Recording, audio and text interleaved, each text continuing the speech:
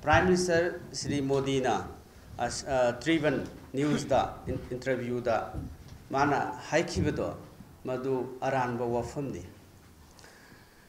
megi tang ahum dagi ngasi phawbada tha taramathoi henjelaba sigi sibogda karimata wafam amata Manipur gi concern tawbidraga Sri Modi na Manipur gi irang simana yamna haisingna seksinna yengjinbadagi shanti hanjalibani haibase hujiksu shanti leitrina hujik shanti leibra hujik chingi mina tampakta lakpa yade adagi tamgi mina chingda chatpa yade akhoi yamna pikraba tengkot kumba jaga amda akhoi loi leiri aduna masi man hairibadudi political gi laiba upcoming parliament election sida adudi mayamda akhoi face saving haibtare aduna makarigi asuk thina sobasida parliament election Manipur da laga vote khumulauna who stop him ma ngasi waba statement ma Manipur gi adudi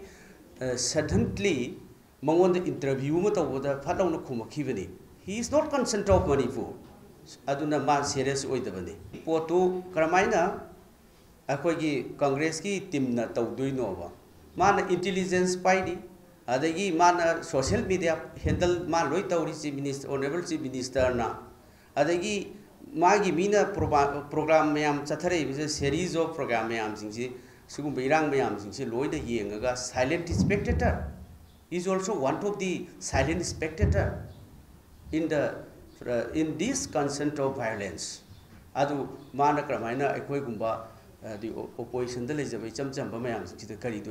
it is the role of the BJP government, it is the responsibility of this BJP government, it is the responsibility of the Chief Minister Sri Biren. Adagi adu punamak to the Tagalakibadudi Kanoda Karai degi Horakibano, video dula akanta Karai degi Parliament Hibano, Haibadudi Magi Intelligence Department Lermani. Please, Madagi white people are put up you now. Kariging of that. Adu the election the propaganda tawuni. Why not a white paper on that?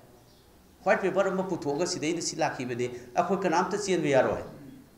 So, conceal Topson, Losal Lacanta Moina propaganda. Tawuni, Aduna, Madupunamoto, BJP, Yamna, powerful over me, Amana Putokun in the tie. I quick cited. That will be very much correct. Thank you.